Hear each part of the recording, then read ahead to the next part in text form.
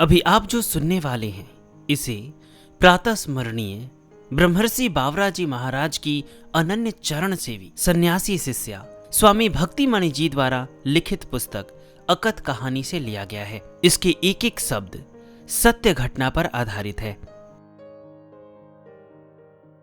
हनुमानगढ़ी के वैष्णव संत स्वामी श्री राम स्वरूप दास जी महाराज ने दूसरे दिन ही युवक चंद्रबली का पंच संस्कार किया। आचार्य श्री रामानंद जी ने पंच संस्कार के द्वारा दीक्षा देने का विधान प्रारंभ किया था, जिसमें है तुलसी दल सहित गंगा जल का चरणामृत, तुलसी की माला यानी कंठी, तिलक, राम मंत्र की दीक्षा तथा नाम बदलकर नया नाम प्रदान करना। यहीं से वैष्णव धर्म की दीक्षा प्रारंभ हुई। स्वामी जी ने चंद्रबली जी को वैष्णव धर्म की दीक्षा दी, नया नाम दिया श्री दीनबंधु दीनानाथ।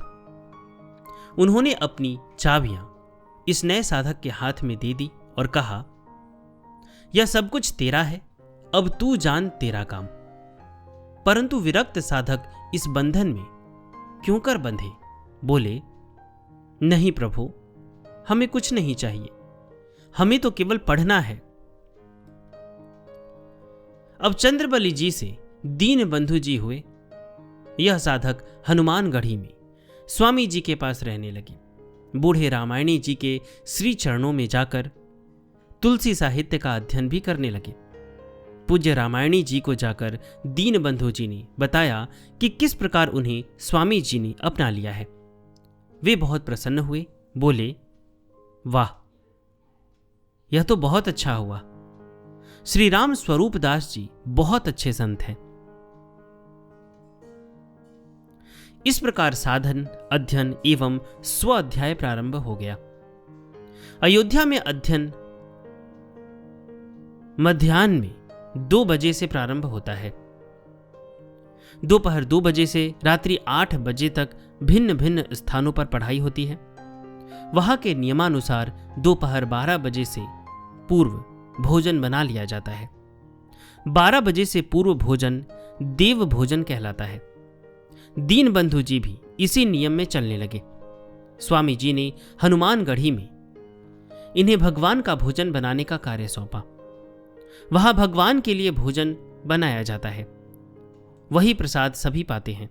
व्यक्ति के लिए कोई भोजन नहीं बनाता।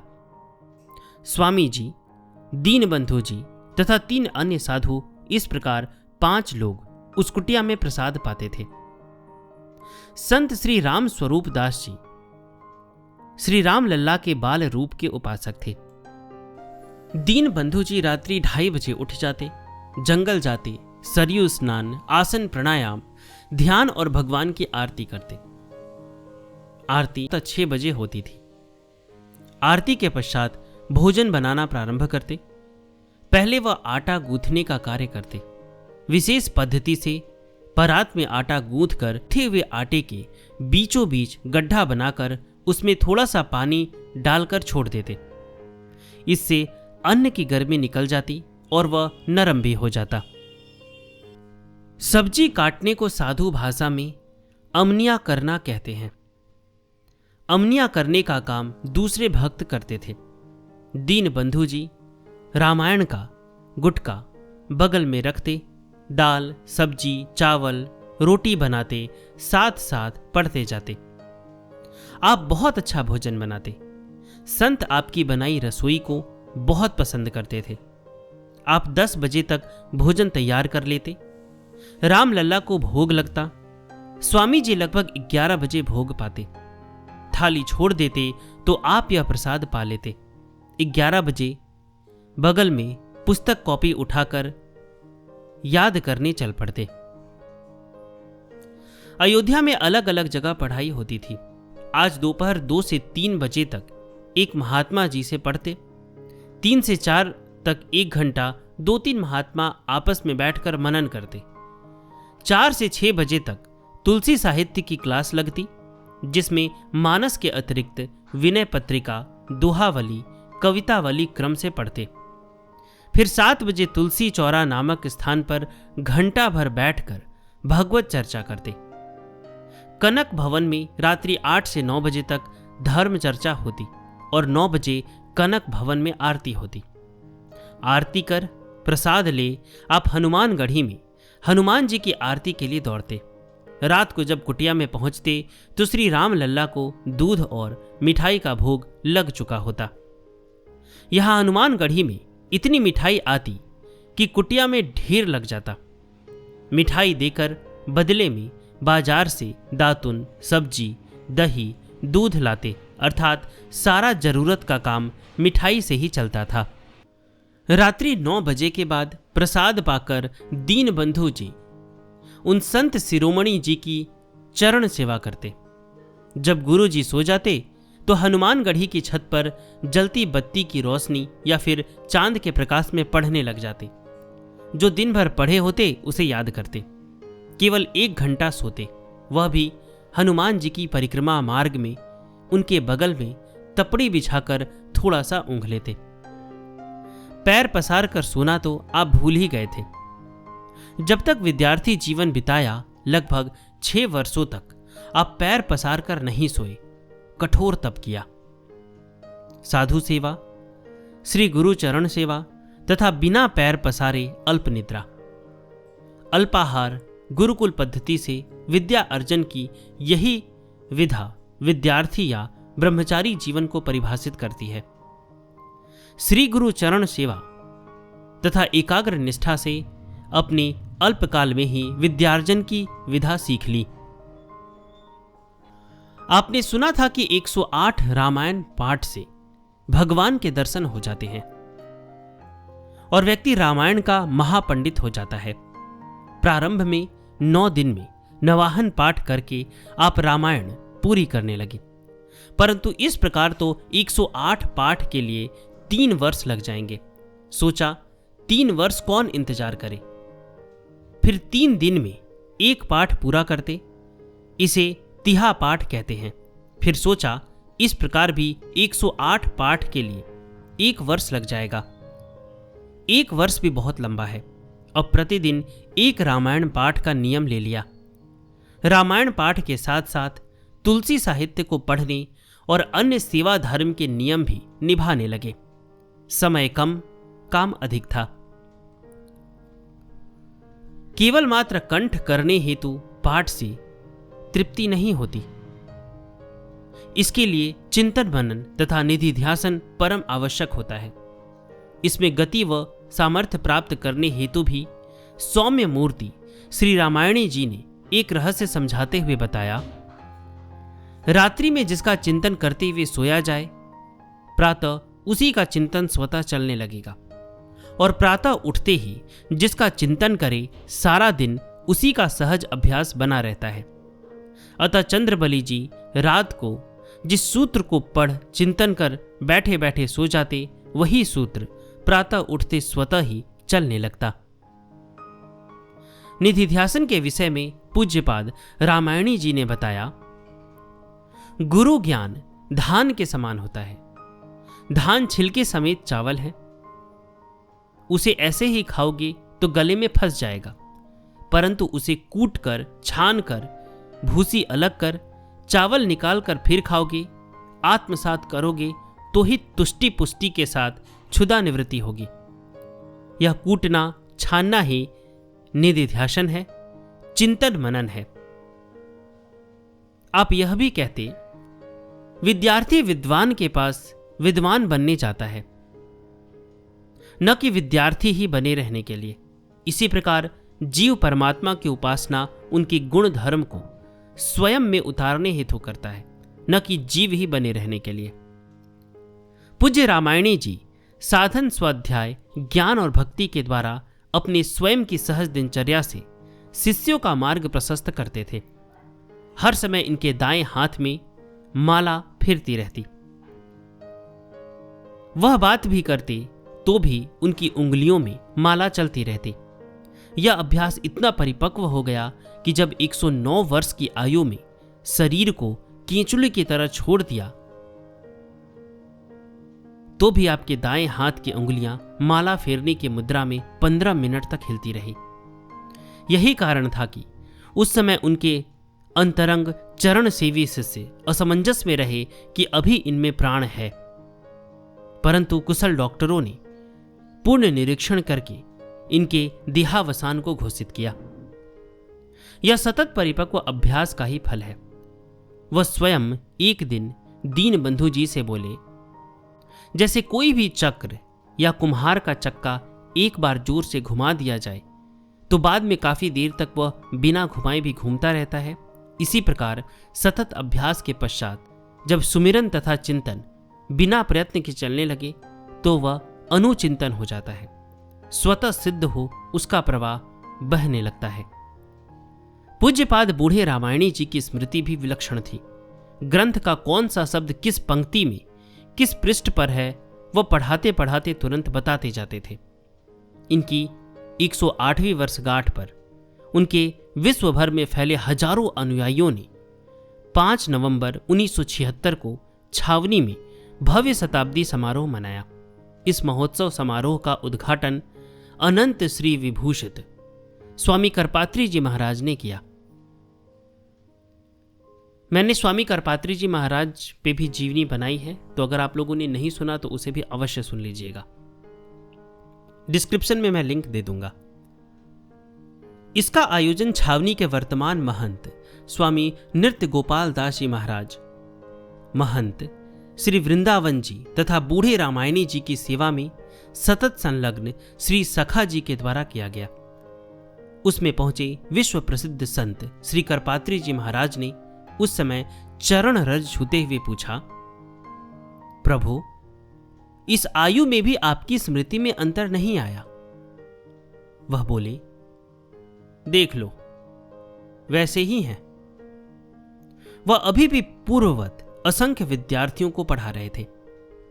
जब इस शताब्दी समारोह में तब के दीनबंधु जी, जो इस समय तक विश्व प्रसिद्ध ब्रह्म ऋषि विश्वात्मा बावरा जी महाराज के नाम से विख्यात हो चुके थे, शिष्य मंडली सहित वहां पहुंचे तो सभी यह देखकर हतप्रद रह गए कि जैसे ही वह श्री चरणों में प्रणिपात हुए, पूज्य श्री ने अपने पुराने प्रिय अंदाज में अपने गले की माला प्रसादी इनके गले में डाल दी और कांपते कर कमलों से पूर्ववत पीठ पर थापी दी।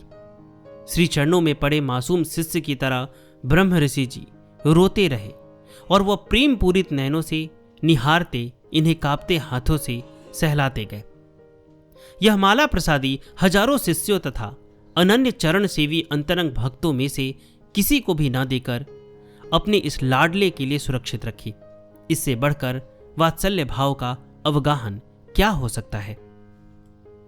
इससे बाहर भीतर भीग कर जासु कृपा नहीं कृपा अघाती का अनुभव किया करते हैं विद्या अर्जित करने के अभिलाषी एक निष्ठ साधक गण।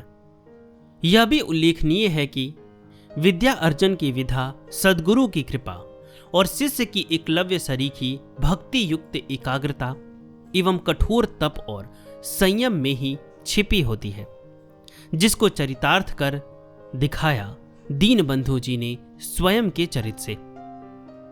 अयोध्या के उन प्रारंभिक दिनों में एक बहुत बड़ी घटना घटी थी, जिसे आप सदैव याद करते और अन्यों को भी सुनाते। यह उन दिनों की घटना है जब आप अयोध्या में अपने गुरुदेव के चरणों में दीक्षित हुए थे। आपके गुरुदेव भंडारा किया करते थे। अयोध्या में यह प्रथा थी कि जब संत मंडली भोजन करने बैठ जाती और 5 ग्रास खा लेती तो वह संत जिसने भंडारा किया होता था सभी संतों के सामने पत्तल लेकर जाता और सभी संत अपना जूठन उस पत्तल पर डालते। उस जूठन को शीत प्रसादी कहते थे। उस शीत प्रसादी को वह भंडारा कराने वाला संत ग्रहण करता, उसे खाता। दीनबंधु जी नए नए गए थे।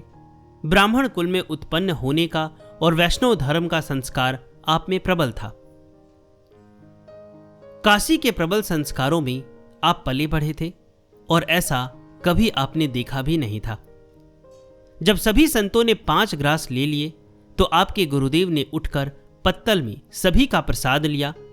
80 साल से ऊपर के वृद्ध और प्रतिष्ठित संत सभी के सामने पत्तल लेकर जूठन उठा रहे हैं। आपको यह देखकर बहुत अजीब लगा। तभी आपके गुरुदेव ने भरे हुए पत्तल को लिया और खड़े हो गए आपको आवाज लगाई, बबुआ यहां प्रसाद ले। आप नजदीक चले गए। जब उन्होंने आपको देने के लिए उसमें से प्रसाद उठाया तो आप कांप उठे, क्योंकि आप जानते थे कि ये सभी संत किस किस जाति के हैं और यह इन सभी की जूठन है। गुरुदेव ने फिर कहा, बबुआ प्रसाद ले, क्या सोच रहा है? आपने इनकार करते हुए कहा, महाराज मैं तो नहीं खाता। यह सुनकर वह हंसने लगे और कहा, कोई बात नहीं, तू पंडित है, ब्राह्मणत्व का तेरा संस्कार है। अब दीन बंधु जी ने देखा कि उनके गुरुदेव ने हंसते हुए उस जूठन को खाना शुरू कर दिया। जैसे ही उन्होंने ग्रास मुंह में डाला तो शिष्य हतप्रद रह गया। बोध हुआ और उनके सामने हाथ फैला दिया, परंतु पूज्य श्री ने अब नहीं मिलेगा कहकर इनकार कर दिया। वह खाते रहे और शिष्य को देखते रहे। खाकर जो ही पत्तल फेंका, कातर शिष्य ने दौड़कर उठा लिया और लगा चाटने। पूज्य श्री महाराज हंसने लगे और बोले, बस इतनी जल्दी तेरा ब्राह्मणत्व चला गया? और बड़े प्यार से सिर पर हाथ फेरते हुए समझाया कि संतों के प्रसाद में बड़ी शक्ति होती है। विद्यार्थी जीवन में बाबा मणिराम जी की छावनी के एक और सिद्ध संत के प्रति दीन बंधु जी की विशेष आस्था थी। यह संत बूढ़े रामायणी जी के बड़े गुरु भाई थे। यह संत भी परम विरक्त थे। आप सदैव उन्मनी अवस्था में बाह्य बोध से शून्य प्राय ही रहते थे। दीन बंधु जी तथा अन्य विद्यार्थी जब भी यहां पढ़ने आते या पढ़कर जाते तो इन संत के श्री चरणों में माथा टेकते, आशीर्वाद की अभिलाषा रखते। यह वयोवृद्ध सिद्ध संत कभी कभार ही आशीर्वाद देने हेतु किसी की ओर देखते। उन दिनों वह 95 वर्ष के थे। आप हर समय हाथ में माला लिए सुमिरन करते रहते। इन संत श्री का जीवन भी सभी विद्यार्थियों के लिए अनुकरणीय था। इनके लीला संवरण के समय की घटना भी उल्लेखनीय है। एक बार की बात है, सर्दियों के दिन थे। एक शिष्य अंगीठी में आग जलाकर तापने के लिए उनके सामने रख गया। अंगीठी रखकर वह चला गया। वह वृद्ध महात्मा सदैव ध्यान में ही निमग्न रहते थे। उस समय ध्यानावस्था में ही वह माला जपते जपते अंगीठी के ऊपर गिर गए। सारी अंगीठी की आग उनकी गोद में पड़ गई। कोयले धधक रहे थे, शरीर झुलस गया। लोगों ने देखा तो दौड़ कर आए, उन्हें उठाया और दवा लेने के लिए भागे, परंतु उन्होंने दवा लगवाने से साफ मना कर दिया और कहा कि मुझे नहलाओ। शिष्यों ने कहा, महाराज नहलाएंगे तो सब फफोले पड़ जाएंगे। महाराज बोले, मुझे पता है पानी पड़ने से फफोले पड़ेंगे, परंतु मैं जो कह रहा हूं वही करो। आदेश पालन किया गया। परिणाम स्वरूप फफोले पड़ गए। घाव इतने बढ़ गए कि उसमें कीड़े पड़ गए। दुर्गंध आने लगी। बारंबार शिष्य दवा लगाने की प्रार्थना करते, परंतु यह संत रहस्यमय मुस्कान से मना कर देते। एक दिन इन संत श्री ने कहा, यहां मेरे भगवान को दुर्गंध आती होगी, मुझे किसी दूसरे कमरे में ले चलो। अब एकांत में वह मौनावलंबन के साथ बैठे रहते। जब भी कोई कीड़ा घाव में से निकलकर इधर उधर जाता तो उसे पकड़कर फिर वापस घाव में डाल देते और कहते, इसी में रहो तुम। अयोध्या के महात्माओं ने संत जी से कहा, आप तो सिद्ध योगी हैं, अब इस शरीर को छोड़ दो, क्योंकि इससे बहुत दुर्गंध आने लग गई है। इस पर आप उत्तर देते, नहीं, जो प्रारब्ध है उसे भोग कर ही समाप्त करना है। ऐसे ही वह 4 महीने पड़े रहे। 4 महीने बाद एक दिन उन्होंने अपने शिष्यों से कहा, अब जो भी अयोध्या के बड़े बड़े महात्मा हैं सबको बुला लाओ। सब महात्मा आ गए तो उनसे कहा, अच्छा अब हम आपसे विदा ले रहे हैं, हमें आशीर्वाद दो। ज्येष्ठ मास की भीमसेनी निर्जला एकादशी को संत श्री ने राम राम कहते हुए शरीर छोड़ दिया। जब कभी भी प्रारब्ध भोग की बात आती तो दीनबंधु जी सदैव इस घटना को स्मरण कर कर्म भोग की अनिवार्यता का उल्लेख करते और इन संत शिरोमणि को स्मरण कर नतमस्तक होते। यद्यपि विद्यार्थी जीवन के समय में ही दीनबंधु जी शास्त्र अध्ययन की विधा सीख गए थे, परंतु वह भली भांति जानते थे शास्त्र जिसकी महिमा से भरे हुए हैं, जिसकी ओर इशारा करते हैं, यदि उस परम तत्व परमात्मा को नहीं जाना तो शास्त्र का क्या प्रयोजन। शास्त्र तो उस परमात्मा को धारण करने का माध्यम है, योनि है। दूसरी तरफ सोचो तो परमात्मा से ही ये सदशास्त्र हैं। परमात्मा इनकी योनि अर्थात आधार हैं। अतः इस रहस्य को जानते हुए आप परब्रह्म के साक्षात्कार के लिए तड़पने लगे। वैष्णव धर्म में दीक्षित हो प्रभु श्री राम की आराधना तथा जप सुमिरन की साधना भी प्रारंभ हो चुकी थी। अब परात्पर राम के दर्शन एवं तत्व ज्ञान की उत्कट अभिप्सा से आप आकुल हो उठे, तड़प उठे। उन दिनों साधक लोग तीर्थ स्थलियों में निवास कर जप तप किया करते थे। जो सन्यास मार्ग के पथिक थे वे हरिद्वार तथा ऋषिकेश रहते। जो भक्ति मार्ग के साधक होते वे वृंदावन अथवा चित्रकूट में निवास करते। आपने साधु संतों से सुना कि श्री राम की भक्ति प्राप्त करनी है तो चित्रकूट जाना चाहिए। अतः राम दर्शन हेतु आप चित्रकूट पहुंच गए। चित्रकूट भगवान श्री राम, भगवती सीता जी तथा शेषावतार लक्ष्मण की वनवास काल की विचरण स्थली है। चित्रकूट की महिमा महर्षि वाल्मीकि, गोस्वामी तुलसीदास जी तथा सिद्ध संतों ने खूब गाई है। इसकी मिट्टी के कण कण में राघवेंद्र सरकार के पाद पद्म अंकित है। 12 वर्ष तक यहाँ अनेक प्रकार की लीला करने से भगवान के विभिन्न लीला स्थलियां यहाँ प्रसिद्ध है, जिनमें गुप्त गोदावरी, मोरध्वज, अनुसुईया आश्रम, स्फटिक शिला आदि पवित्र स्थानों का सेवन साधक और सिद्ध अभिष्ट प्राप्ति हेतु करते हैं। उन दिनों चित्रकूट के घने जंगलों और बीहड़ वनों में हिंसक जीव जंतुओं की भरमार होती थी।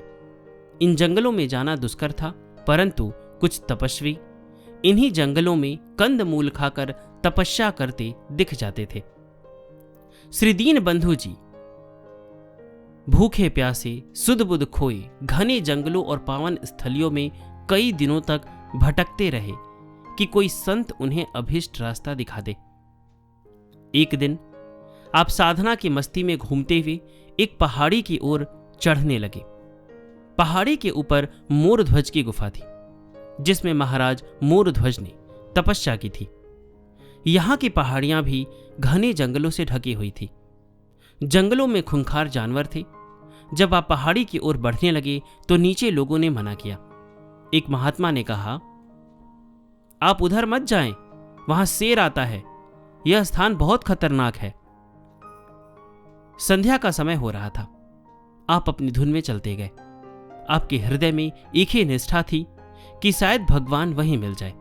इसी प्रबल भावना से आप जंगल में कई मील दूर तक चलते गए। एक स्थान पर 2 रास्ते निकलते थे और उसके अगल बगल कुछ भी दिखाई नहीं दे रहा था। आप वहां बीच में खड़े हो गए और सोचने लगे कि किस रास्ते से जाए। बहुत दूर तक घोर जंगल था। आप प्रभु दर्शन की तड़प से बहुत देर तक वहां खड़े होकर रोते रहे। फिर प्रभु से प्रार्थना की कि हे प्रभु, बताओ मैं किधर जाऊं। उसी समय सरसर की आवाज सुनाई दी और एक ऊंचा लंबा काला सा आदमी दिखाई दिया। आपने देखते ही उससे पूछा, मुझे मोरध्वज जाना है, कौन सा रास्ता है? उसने हंसते हुए कहा, रास्ता यह नहीं, उधर है, यह रास्ता बहुत खतरनाक है। आप 10 कदम आगे गए तो आपको ध्यान आया कि इस जंगल में यह आदमी कहां से आ गया। आप पीछे लौट पड़े और घंटा भर उसे ढूंढते रहे। लेकिन कोई दिखाई नहीं दिया। आप विहल हो उठे। शाम हो चुकी थी। उन महापुरुष के द्वारा बताए गए मार्ग पर चलने लगे तो आपने दूसरे मार्ग की तरफ देखा। वहां पर एक शेर भैंस को मारकर खा रहा था।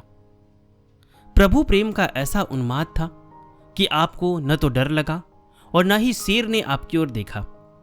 आप आगे ही आगे चलते गए। पहाड़ी पर एक महात्मा रहा करते थे जो वहां से 8-10 मील दूर चौबेपुर नामक गांव में चले जाते थे और फिर साधना हेतु वहीं आ जाते थे। आगे जल की एक धारा प्रवाहित हो रही थी। वहीं पर आपको 2 संत मिले। आपको देखकर उन्हें बहुत हैरानी हुई और पूछा, आप यहां कैसे आ गए? यह स्थान सुरक्षित नहीं है। परंतु आपकी स्थिति देखकर वह मौन हो गए। रात्रि आप वहीं रहे। आपने देखा कि रात को भी शेर वहां आया।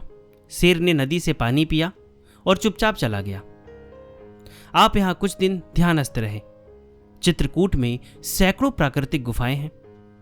आप उनमें भी घूमते रहे। एक दिन एक संत कहीं से आ रहे थे। उन्होंने आवाज लगाई, बच्चा रुको, खड़े हो जाओ। अब खड़े हो गए। वह कान के पास आकर बोले, तुम्हारा भगवान से बड़ा प्यार है, भगवान से मिलना चाहते हो? सुनते ही आप रोने लग गए। वह बोले, यदि सही में भगवान से मिलना चाहते हो तो सबसे पहले तुम नमक छोड़ दो, तभी तुम्हारी साधना पूर्ण होगी। आपने उसी समय नमक छोड़ दिया और 6 वर्ष तक नमक को छुआ तक नहीं, यहां तक कि नमक का स्वाद ही भूल गए। आपका कहना था कि तीव्र तड़प तथा इंद्रिय संयम ही लक्ष्य प्राप्ति का उपाय है। बाद में 6 साल पश्चात जब 1958 में महायोगी बाबा रामदास जी ने आपको मधुकरी की सीख देते हुए नारायण हरि करके भिक्षा करने का आदेश दिया तो नमक लेना प्रारंभ किया। अनेक स्थानों पर घने जंगलों में भटकते हुए अधीर हृदय से प्रभु को ढूंढते हुए एक दिन आप जा पहुंचे स्फटिक शिला। चित्रकूट की अनुपम प्राकृतिक सौंदर्य राशि को द्विगुणित करती है यहां की मंथर गति से बहती मंदाकिनी नदी। स्फटिक सी स्वच्छ सलील धारा के तटों पर अविचल खड़े वृक्ष अपनी शाखानुमा भुजाओं को गहरे जल में डुबोते दिखते हैं। यहां हरे वृक्षों से प्रतिबिंबित हरिताभ जल राशि मंद मंद मुस्कान से मन को मथने लगती है और वे वृक्ष अचल हो गहरे जल में ढूंढने लगते हैं अपने प्राणेश परमात्मा को। तटों का यह दृश्य बहुत अनुपम है। यहां वनाच्छादित इन तटों के अतिरिक्त चित्रकूट में अन्य अनेक घाट भी हैं, जिनमें से किसी एक पर तुलसीदास जी चंदन खींचते थे। त्रेता के श्री राम कली काल में प्रकट हो उस चंदन से स्वयं अपने माथे पर तिलक लगाते थे। किसी घाट पर हनुमान जी भक्तों को ढूंढ ढूंढ कर प्रभु श्री राम से मिलाने का कार्य करते दिख जाते हैं। ऐसे चित्रकूट में यदि भक्त व साधु संत इष्ट दर्शन की अभिप्सा से वर्षों तक यहां आजीवन पड़े रहते हैं, जब तप करते हैं, तो आश्चर्य नहीं। स्फटिक शिला पर मंदाकिनी के उस ओर घना वन है तो इस ओर वह स्फटिक शिला आज भी विद्यमान है, जिस पर प्रभु राम वनवास काल में जानकी जी के साथ बैठा करते थे। इसी स्फटिक शिला पर इंद्रपुत्र जयंत ने प्रभु की परीक्षा हेतु सीता माता के चरण पर आकर चोंच मारी थी। प्रभु के सींग रूपी बाण ने उसका अनेक लोकों तक पीछा किया। अंत में जयंत प्रभु महिमा से मुग्ध हुआ। यह स्थान स्फटिक शिला नाम से आज भी सेवनीय है। जब दीन बंधु जी स्फटिक शिला पहुंचे तो प्रातः का समय था। उस शिला पर एक अवधूत साधु बैठे हुए थे। वह तेजस्वी साधु प्रशांत मुद्रा में विराजमान थे। स्फटिक शिला के पास एक पीपल का पेड़ तथा झोपड़ी भी थी। वह महात्मा परम सिद्ध योगी थे। उनका प्रातः स्मरणीय नाम था अनंत श्री विभूषित लखनदास जी महाराज। इन विलक्षण महात्मा जी के पास 2 मगरमच्छ थे। एक का नाम उन्होंने रामा तथा दूसरे का सामा रखा हुआ था। वह घोर जंगल से बाहर आ इन्हीं रामा सामा की पीठ पर सवारी करते हुए मंदाकिनी को पार करते और इधर स्फटिक शिला पर पहुंचे। कुछ समय इधर बिता, फिर जंगल में वापस चले जाते। वह जल राशि पर ही सो जाया करते। किसी भाग्यशाली को ही दिखते, अन्यथा बैठे बैठे अदृश्य हो जाते। मनोवांछित वरदान देने में समर्थ योगी राजाधिराज परकाया प्रवेश में भी सिद्धस्त थे। जिस समय दीन बंधु जी वहां पहुंचे तो भूखे प्यासे, अधीर व संतप्त हो रहे थे। देखा शिलाखंड पर एक सौम्य मूर्ति विराजित है। आकुल हो उनके चरणों में गिर गए। सिर पर प्यार से वरद हस्त फेरते हुए उन्होंने पूछा, क्यों भाई, निराश क्यों हो? भगवन, मुझे राम तत्व की खोज है। साधक की अंतर व्यथा को देख अंतर्यामी द्रवित हो मुस्कुराते हुए बोले, तुम भूखे हो, पहले प्रसाद लेकर गंगा जल पियो, फिर मेरे पास आओ। रो मत, सभी कुछ ठीक हो जाएगा। इतना कहते ही उन्होंने 1 तोला मात्रा में कुछ गुड़ जैसा प्रसाद दिया। प्रसाद खा मंदाकिनी तट पर जाकर जल पिया तो क्षण मात्र में ही लगा कि श्रम, शिथिलता तथा अवसाद दूर हो गया है। स्वयं को अपूर्व शक्ति तथा प्रसन्नता से पूर्ण अनुभव कर आप उन महापुरुष के चरणों में पुनः आकर बैठ गए। उन्होंने कृपापूर्ण दृष्टि से देखते हुए बताया, तुम्हारे पिता ने तुम्हारे वियोग में अन्न जल त्याग दिया है। तुम्हारे बड़े भाई तुम्हें तलाशने निकले हैं। सभी बहुत संतप्त तथा दुखी हैं। तुम यहां क्या खोज रहे हो? तुम्हें क्या चाहिए? प्रभु, मुझे तुलसी साहित्य का यथार्थ बोध तथा प्रभु श्री राम की रहस्यमय लीलाओं का साक्षात्कार हो। प्रभु, कृपा का भाजक बनूं, इसके सिवा और कुछ नहीं चाहिए। इतना कह आकुल हो पुनः चरण पकड़ लिए। संत वर ने सांत्वना देते हुए गोपाल सहस्त्र नाम की पुस्तिका देते हुए कहा, तुम जाकर भगवान शंकर को इसका पाठ सुनाकर फिर मेरे पास आओ। आपने उस प्रसादी पुस्तिका को लिया, पास में ही खड़े पीपल की जड़ में स्थापित शिवलिंग के निकट बैठ गए और गोपाल सहस्त्र नाम का पाठ किया। संस्कृत भाषा में रचित गोपाल सहस्त्र नाम का पाठ शीघ्रता से कर पुनः श्री चरणों में प्रणाम कर अतृप्त आंखों से उन्हें निहारने लगे। कृपालु संत श्री ने सिर पर हाथ रखते हुए आपको शिव पंचाक्षरी विद्या प्रदान की। उसके अनुष्ठान की विधि बताकर आश्वासन देते हुए मंत्र योग का रहस्य समझाया। श्री राम तत्व के आचार्य भगवान शिव हैं, वही परम गुरु हैं। इस पंचाक्षर मंत्र जाप के साथ ही गोपाल सहस्त्र नाम के 5 पाठ का अनुष्ठान करो। अनुष्ठान पूर्ण होने पर भगवान शंकर की कृपा से तुम श्री राम तत्व के ज्ञाता बनोगे और प्रभु कृपा के पात्र हो जाओगे। भगवान आशुतोष अवश्य तुम पर कृपा करेंगे। दुखित न हो। पुनः पुनः शीश पर हाथ फेरते हुए मंत्र योग की साधना बताकर आशीर्वाद दे संतवर ने आदेश दिया। अनुष्ठान पूर्ण होते ही तुम अयोध्या वापस चले जाना। तुम्हारे पिता चिंतनीय स्थिति में हैं। तुम्हारे बड़े भाई तुम्हें ढूंढ रहे हैं। वहां से तुम घर चले जाना, वहीं साधना करना। थोड़े दिन की ही तो बात है, फिर सब ठीक हो जाएगा। आदेश सिरोधार्य कर अश्रुपूरित नेत्रों से श्री चरणों में बारंबार प्रणाम किया। उनसे विदा ले आपने वहीं पर अनुष्ठान प्रारंभ कर दिया। 40 दिन तक मंदाकिनी में तन मन को स्वच्छ सात्विक बनाते हुए शिव पंचाक्षर मंत्र का जाप तथा गोपाल सहस्त्र नाम का 5 पाठ नित्य प्रति आप शिवलिंग के सानिध्य में करते रहे। 40 दिन के तप युक्त अनुष्ठान के पश्चात योगी राज का आशीर्वाद फलित हुआ। प्रत्यक्ष फल के अनुभव से जो घटित हुआ वह आश्चर्यप्रद था। ऐसे लगा जैसे दिव्य दृष्टि मिल गई हो। वेद वेदांग, श्रुतियों, स्मृतियों के मंत्र सजीव रूप से आपकी आंखों के समक्ष साक्षात घूमने लगे। इस अद्भुत अलौकिक अनुभूति से चमत्कृत हुए। आप 8 दिन तक यहां वहां घूम घूम कर विद्वानों के साथ वेद मंत्रों की चर्चा करते रहे।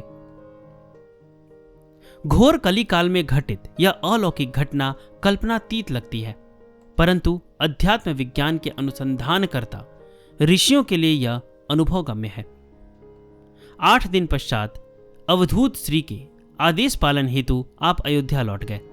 बाद में जब सन 1974 में आपके द्वारा ब्रह्म ऋषि आश्रम विराट नगर पिंजौर में विशाल आश्रम स्थापित किया गया, तो 1985 में एक बार चित्रकूट के स्फटिक शिला के एक संत श्री राम लखनदास जी महाराज इस आश्रम में पधारे। वह उस समय 112 वर्ष के वयोवृद्ध संत थे। उन्हीं सिद्धानुसिद्ध श्री लखनदास जी महाराज के आप कृपा पात्र शिष्य थे। श्री राम लखनदास जी ने उन अलौकिक अवधूत श्री के कृपा निर्देश से केवल मात्र वृक्षों के पत्ते खाकर घोर तप साधना की थी। इस दिव्य मूर्ति ने 116 वर्ष की आयु में शरीर त्यागा था। आप परम सिद्ध होते हुए भी शिशुवत सादगी युक्त जीवन बिताते हुए केवल भगवान नाम जप पर ही जोर देते थे। आपको भोजन छोड़े 25 वर्ष से अधिक हो गए थे। इन सौम्य मूर्ति ने अपने गुरुदेव अवधूत शिरोमणि लखनदास जी महाराज की महिमा से संबंधित बहुत से अद्भुत घटनाएं बताई। उनके लीला चरित की अंतिम घटना बताते हुए आपने बताया, मंदाकिनी किनारे एक शमशान घाट था। एक बार एक ब्राह्मणी का 16 वर्ष का इकलौता पुत्र मर गया। वह उसकी लाश लेकर रोती पीटती वहां आई। दाह संस्कार की तैयारी हो रही थी। इतने में मगरमच्छ की सवारी करते हुए मंदाकिनी पार कर अवधूत श्री शमशान में आ पहुंचे। क्यों रो रही हो? उस ब्राह्मणी से पूछा तो वह चित्कार कर उठी, मेरा एक ही पुत्र था, वह मर गया। यदि तुम्हारा लड़का जीवित हो जाए तो तुम सुखी हो जाओगी, डरोगी तो नहीं? नहीं महाराज, कृपा करें, वह जी उठे, मुझे और कुछ नहीं चाहिए। इतना सुनते ही वह कौतुकी संत मंदाकिनी में कूद गए, फिर बाहर नहीं निकले। इधर वह लड़का जीवित हो उठकर खड़ा हो गया। सभी उसे भूत समझ डरकर भाग गए। अवधूत श्री परकाया प्रवेश में सिद्धस्त थे। अपने शरीर को मंदाकिनी में छोड़ उस लड़के की देह में प्रवेश कर गए। उस समय तो वह लड़के के शरीर में प्रवेश कर पुनः घने जंगल में भाग गए। बाद में समय समय पर उसी युवक के शरीर से किन्हीं भाग्यशालियों को दर्शन दे कृतार्थ करते रहे। आज भी वह मंद मुस्कुराती मंदाकिनी, वह स्फटिक शिला, वही पीपल का पेड़ प्रत्यक्ष प्रमाण के रूप में उस कृपा प्रसाद को संजय हुए विद्यमान है। अभी भी वह गोपाल सहस्त्र नाम की दिव्य पुस्तिका संरक्षित है। अवधूत श्री का वह मीठा गुड़ सा प्रसाद प्रमाण के रूप में विश्व भर में विख्यात है। ब्रह्म ऋषि विश्वात्मा बावरा जी महाराज के स्वरूप में, जिनके अथाह ज्ञान विज्ञान के साक्षी हैं उनके 100 से अधिक अनुपम ग्रंथ। 8वां प्रकरण, विधाता का विधान। अवधूत श्री के आदेशानुसार अब दीन बंधु दीनानाथ जी पुनः अयोध्या आ गए। अंतर्यामी की बात सच हुई। जैसे ही आप अयोध्या आए, अचानक एक गली में आपका सामना आपके बड़े भाई सूर्यबली जी से हो गया। अनुज ने ससम्मान अग्रज के चरण स्पर्श किए, परंतु अनुज के विछोह से संतप्त बड़े भाई का हृदय स्थल उस आसमान के समान भारी हो चुका था जिसे आर्त भावनाओं के स्याह मेघों ने ढक दिया था। और अब जरा सी स्पर्श ने मेघों को मानो तोड़ दिया। वे बरसने लगे, बरसते रहे आंखों के माध्यम से, तब तक जब तक कि हृदय भार मुक्त हो, हल्का ना हो गया। दोनों एक दूसरे से लिपटे सहज स्नेह को उड़ेलते रहे। उलाहनी मनुहार मनौती में कब समय बीता, कब आप विद्या गुरु के पास आ प्रणत हुए, कुछ पता न चला। विधाता का विधान बड़ा विचित्र है, परंतु है पूर्ण व्यवस्थित, जहां सूर्य, चंद्र, ग्रह, उपग्रह, नक्षत्र, निहारिकाओं से लेकर एक चींटी तक को सुनिश्चित नियमों के अंतर्गत सुचारू रूप से चलाया जा रहा है, वहीं सृष्टि की सर्वश्रेष्ठ रचना मनुष्य जगत को भी कर्म सिद्धांत के अटल नियम में निबद्ध कर वह नियंता स्वयं पक्षपात रहित निपुण व्यवस्थापक के रूप में विराजित है। वैदिक विज्ञान में इसे सत्यम च ऋतम च कहा है। सृष्टि का प्रत्येक पदार्थ व प्राणी सदरूप में अपनी सत्ता रखता है और यह सारे सत्तात्मक पदार्थ जिस अटल नियम के अंतर्गत गतिमान है उसे ऋतम कहते हैं। कर्म सिद्धांत भी अटल है। छाया की भांति कर्म फल कभी भी साथ नहीं छोड़ता। कर्म फल जन्म, मरण, जाति, आयु, भोग के रूप में सभी को नियमबद्ध गति में गतिशील रखता है। परंतु कितनी सुंदर व्यवस्था है उसकी कि जन्म लेते ही पिछला सब भूल जाता है। यदि विस्मृति रूपी वरदान न हो तो असंख्य जन्मों की अनंत यादों की अथाह भीड़ में ही हम खो जाएं, हमारी गति रुद्ध हो जाए। एक ओर कर्म फल के संस्कारानुसार जन्म निश्चित होता है, तो दूसरी ओर ऐसी कृतार्थ आत्माएं भी होती हैं जो ज्ञानाग्नि में कर्मों के बीज को ही भस्म कर मुक्त हो जाती है। जीवन मुक्त आत्माएं समर्थ होते हुए भी विधाता के बनाए नियमों का पालन स्वयं करती है और अन्यों से भी करवाती है, लेकिन इनके जन्म का कारण कर्मफल नहीं, विस्मृति युक्त प्राकृतिक गति नहीं, अपितु आत्मानंदजन्य करुणा होती है। और विलक्षण स्मृति ही इनकी सिद्धता की परिचायक बन जाती है। दीनबंधु जी दूसरी कोटि के महान आत्मा थे। अपने अलौकिक अस्तित्व की स्मृति के बावजूद लौकिक जगत की मान मर्यादाओं, नीति नियमों का पालन आप जीवन पर्यंत सख्ती से करते रहे। यह भी विधि का सुंदर विधान है कि अलौकिक आत्माएं भी जन्म लेते हुए किसी कुक्षी को स्वीकार करती है, और यह भी कि प्रारंभ में उनके उच्च संस्कार प्रसुप्त रहते हैं। उन्हें जागृत करने का दुरूह कार्य सद्गुरु द्वारा ही होता है। यह विभाग केवल मात्र सद्गुरु को ही सौंपा गया है कि वह परम तत्व का ज्ञान प्रयत्नरत एक निष्ठ शिष्य को प्रदान करे। धन्ना जाट को साक्षात श्री कृष्ण के दर्शन होते थे, लेकिन आत्यंतिक अविद्यानाश हेतु उसे भगवान ने सद्गुरु रामानंद जी की शरण में भेजा। सर्वसमर्थ मुक्त आत्माएं ही नहीं, अपितु भगवान श्री राम, श्री कृष्ण स्वयं नियंता होते हुए भी अपने बनाए नियमों का पालन करते रहे। उन्होंने भी पवित्र कुक्षी को स्वीकार किया तथा विद्या गुरु और दीक्षा गुरु को अपनाया, उन्हें पूजा। दीन बंधु जी विनम्रता से सद्गुरु तथा सिद्ध संतों की चरण सेवा कर उनकी तपोर्जित गुप्त विद्याएं ग्रहण करते, तुरंत उन्हें अनुभूत भी कर लेते, परंतु परम तत्व की तड़प युक्त तीव्र इच्छा में आप भूल गए कि पिछले 17-18 वर्ष में विधि के विधानानुसार निर्धारित आपके कुछ प्रिय व पूज्य स्वजन भी हैं। आप तो दिव्य स्मृति में आनंद मग्न थे, परंतु स्वजनों को ममतामयी स्मृतियां अचानक आपके कहीं चले जाने से बेचैन व संतप्त कर रही थी।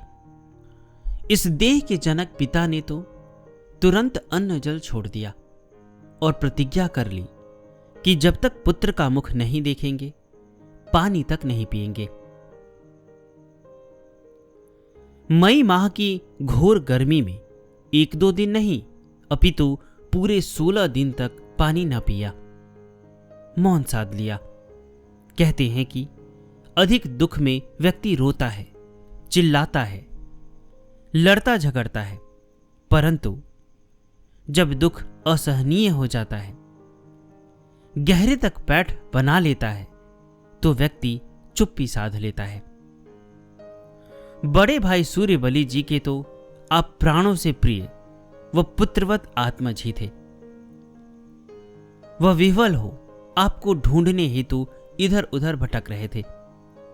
न खाने पीने की सुध, न सोने की, न ही कपड़े लत्ते की। पांव में जूता है कि नहीं, कुछ होश नहीं, देह की भी सुध नहीं। ग्रामीण संस्कृति में पूरा गांव एक परिवार की तरह रहता है और एक दूसरे के सुख दुख का साझी होता है। सारा गांव संतप्त हो सांत्वना देने इनके यहां इकट्ठा हो जाता। 16 दिन के निर्जल उपवासी पिता की वेदना युक्त स्थिति को देख सूर्यबली जी ने उन्हें कहा था, आप पानी पियो, भोजन करो, मैं प्रतिज्ञा करता हूं उसे लेकर ही आपके पास आऊंगा। अब सूर्यबली जी, जिन्हें सभी भाई जी कहकर बुलाते थे, कभी पैदल, कभी तांगे पर, कभी रेलगाड़ी से, जहां भी तीर्थ स्थान या मंदिर होता ढूंढने दौड़ते। इतना तो उन्हें विश्वास था कि उनका छोटा भाई कभी भी कुछ भी गलत नहीं कर सकता। वह कभी कुल देवी विंध्यवासिनी की मनौती मनाते, कभी छोटे भाई के आराध्य हनुमान जी को गुहार लगाते। बस एक झलक दिख जाए, ठीक ठाक हो वह, हम यह करेंगे वह करेंगे। अब जब अयोध्या में मिलन हुआ तो स्थिति पूर्णतया बदल चुकी थी। भाई जी का लाडला फक्कड़ साधु हो गया था। उन्हें इसी की आशंका थी। दीन बंधु जी को धर्मशास्त्र की 12 खड़ी का ज्ञान, तुलसी साहित्य के अंतरतल में पैठ और साहित्य के विविध विषयों से संबंधित अध्ययन मनन अन्वेषण की सूक्ष्म दृष्टि तो अयोध्या में ही प्राप्त हो चुकी थी। चित्रकूट में प्राप्त सिद्धि से प्रदीप्त आभा आपके मुखमंडल पर स्पष्ट दिख रही थी।